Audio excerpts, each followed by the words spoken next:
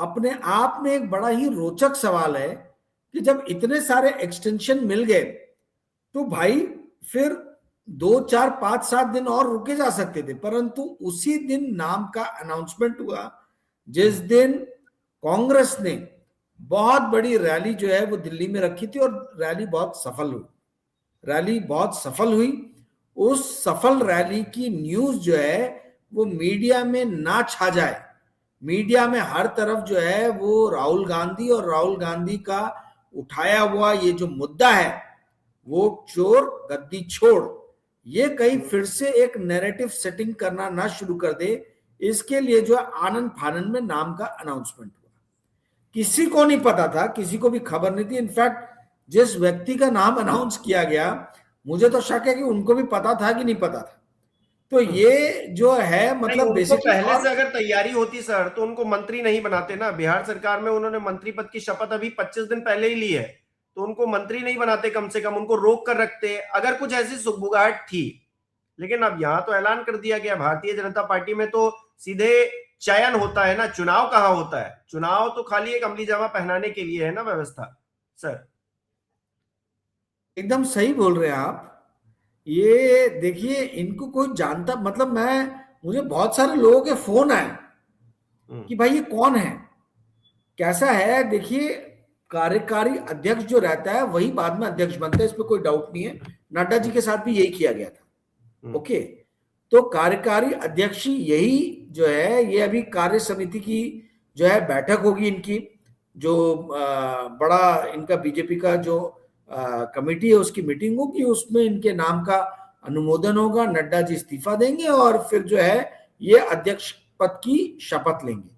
परंतु सवाल ये उठता है कि भाई जिस तरीके से राजस्थान के मुख्यमंत्री का लॉटरी टिकट में नाम निकला है ना, पर्ची निकल के नाम अनाउंस हो रहा है, अब लोग बात कर रहे हैं कि भाई ये अध्यक्ष पद भी वैसे ही होगा क्या, क्योंकि कौन है इनके बारे में। देखिए एक अध्यक्ष जो है उसको एटलीस्ट लोगों ने तो जानना चाहिए कि कौन है। अब नड्डा जी भी थे तो केंद्र में वो स्वास्थ्य मंत्री थे, ठीक है, तो अब कैबिनेट मिनिस्टर आप एक बार देश के हो जाओ तो एक नेशनल लेवल पे आपका चेहरा बन जाता है। पर ये तो बिहार के बाहर कभी आए नहीं। बोला जाता है कि भाई 5 बार के विधायक है, तो 5 बार 6 बार के विधायक हमारे देवेंद्र फडणवीस है। 1999 में इलेक्शन जीते, 2004 में जीते, 2009 में जीते, 2014 में जीते, 2019 में जीते, 2024 में जीते। 6 बार से कंसेक्यूटिवली एमएलए रहे हैं देवेंद्र फडणवीस। महाराष्ट्र जैसे बड़े स्टेट के चीफ मिनिस्टर रहे हैं देवेंद्र फडणवीस, है ना। तो भाई अगर आपको यही देखना है तो ऐसे बहुत सारे कैंडिडेट है ना, आप पीडब्ल्यूडी मिनिस्टर क्यों बनाओगे। यूपी के जो अध्यक्ष बनाए गए हैं वो तो 7 बार के सांसद हैं और केंद्र सरकार में मंत्री थे वो तो उनकी ज्यादा बड़ी दावेदारी उस पद के लिए बनती थी बजाय कि उनको यूपी का कमान संभालने के लिए दे दिया गया। मतलब ये तो अगर इस तरह से देखेंगे तो। आवाज आ रही मेरी? आप एकदम सही बात कह रहे हैं।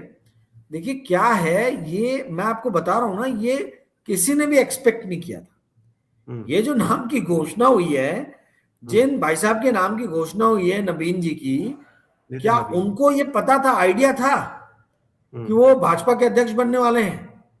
तो ये तो पर्चे निकल रहे हैं भाई। भारतीय जनता पार्टी जो एक बहुत अपने आप को कहती थी कि भाई डेमोक्रेटिक पार्टी है, चाल चरित्र और चेहरे वाली पार्टी है, जो बड़े लीडर्स हुआ करते तो उनके हाथ में कमान दी जाती थी।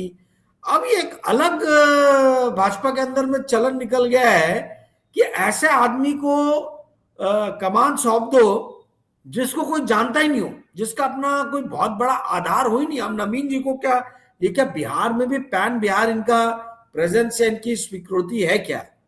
आप देखिए वो अपने हर भाषण में सम्राट चौधरी को थैंक यू बोलते हुए नजर आ रहे हैं, तो इसका मतलब है वो ये मानते हैं कि सम्राट चौधरी उनसे बड़े नेता हैं, ठीक है, बिहार के अंदर में।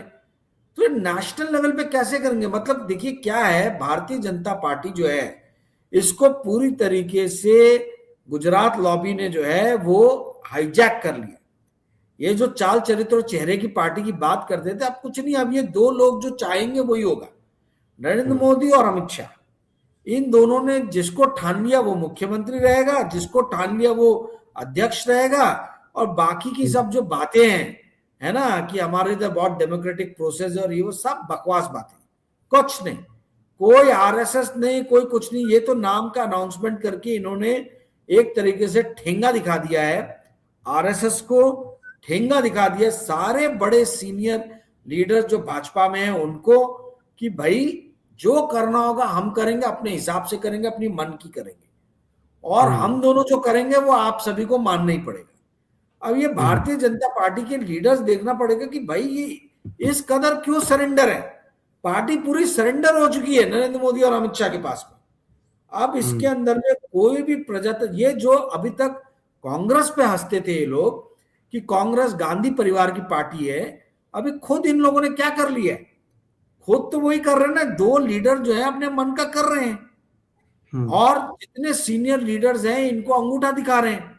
भाई राजस्थान में वसुंधरा राजे क्या कर पाई, ठीक है, मध्य प्रदेश में इतने भारी भारी भरकम हैवीवेट लोग बैठे हुए हैं, शिवराज सिंह चौहान से लेके कैलाश विजयवर्गीय है, रमेश मेंदोला, एक से एक भारी हैवीवेट है वहां पे बैठे हुए, ठीक है, नरेंद्र सिंह तोमर, मतलब भाजपा के बड़े बड़े लीडर मध्य प्रदेश में बैठे हुए हैं। इन सबको ठेंगा दिखा के बना दिए इन्होंने मोहन यादव जी को, क्या कर पाए कोई।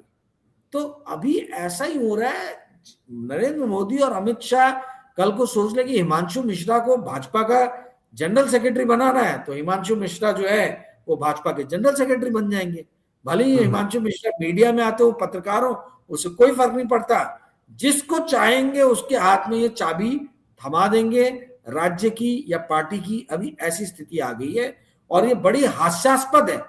जितने भी भाजपा के लीडर्स मुझे फोन कर रहे हैं, मैं तो हंस रहा हूं, और मैं उनसे यही पूछ रहा हूं कि भाई अभी तक आप लोग कांग्रेस पे छीटाकशी कसते थे, अब किस मुंह से आप कांग्रेस के ऊपर में जो है वो, या समाजवादी पार्टी या किसी और अन्य दल के ऊपर में छीटाकशी करोगे। यहाँ तो दो ही लोगों की चल रही है, बाकी और किसी की चल ही नहीं रही है। जी हिमांशु जी। अच्छा, मीडिया मैनेजमेंट की जो बातें चल रही थी उसमें काफी हद तक कामयाब होते हुए भी दिखे। मैंने आज के अखबार देखे, उसमें नितिन नवीन जी का जिक्र था, ये उत्तर प्रदेश में जो बनाए गए हैं चौधरी साहब, उनका जिक्र था, राहुल गांधी की रैली का जिक्र बहुत ज्यादा फ्रंट पेज पर हो ऐसा था नहीं। तो कामयाब तो वैसे ही हो गए, जो उन्होंने फेंका शगुफा वहीं गोदी मीडिया ने उठाया, हर जगह चर्चा हो रही, राहुल गांधी की मेन स्ट्रीम मीडिया में बहुत ज्यादा चर्चा हो रही है उस रैली की, ऐसा नजर नहीं आ रहा है। तो वही तो करना था इनको, एक रैली करके इन्होंने सोचा कि भाई हम इस मुद्दे को लेके आएंगे, कांग्रेस ने सोचा फोर फ्रंट पे फिर से, पर इन लोगों ने ऐसा दाव क्या खेला, मीडिया तो इनकी गोद में ही बैठी है, कुछ भी इनको करके मीडिया में कांग्रेस को आने नहीं देना है। एक ही उद्देश्य है कि अगर कांग्रेस कुछ भी बड़ा काम करने जाए तो भाई उसी दिन जो है आप भी कुछ कर डालो, ताकि जो गोद में आपकी मीडिया बैठी हुई है वो आपके दिए हुए समाचार को जो है वो मुख्यतः प्रमुखता के साथ में छापे, ठीक है, और कांग्रेस कहीं अंदर के पन्नों में छप जाए या नीचे कोने में कहीं कुछ छोटा सा छप जाए। तो ये पूरा मीडिया मैनेजमेंट चल रहा है। देखिए क्या है हिमांशु जी, भारत का प्रजातंत्र जो है ये आप समझ लीजिए कि अब एक तरीके से यहाँ पे विचारधारा या आइडियोलॉजी या कोई बहुत सोची समझी क्या बोला जाए विजन के साथ में जो है पॉलिटिक्स नहीं की जा रही है।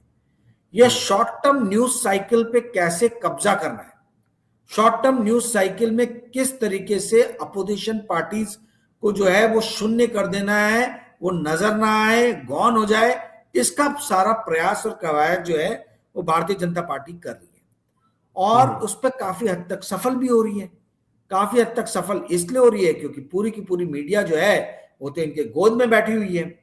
तो परसेप्शन मैनेजमेंट जो मैंने आपको बोला, नैरेटिव सेटिंग जो बोला शुरुआत में मैंने, ये उसी का एक जो है अगला अध्याय, अगला एपिसोड था।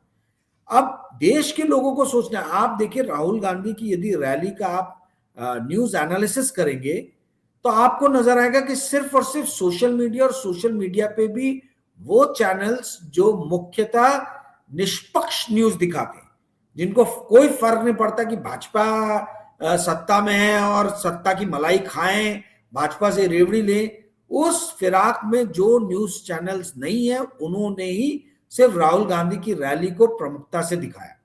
बहुत सफल रैली, जैसे कि मैंने आपको पहले भी बताया, इनका पूरा प्रयास यही है कि भाई ये जो मीडिया, थोड़ा बहुत मीडिया जो कांग्रेस को या अपोजिशन पार्टी को स्पेस देता है, उस स्पेस को भी छीन लिया जाए इन मीडिया को कोने में लगा के, हाशिए पे डाल के।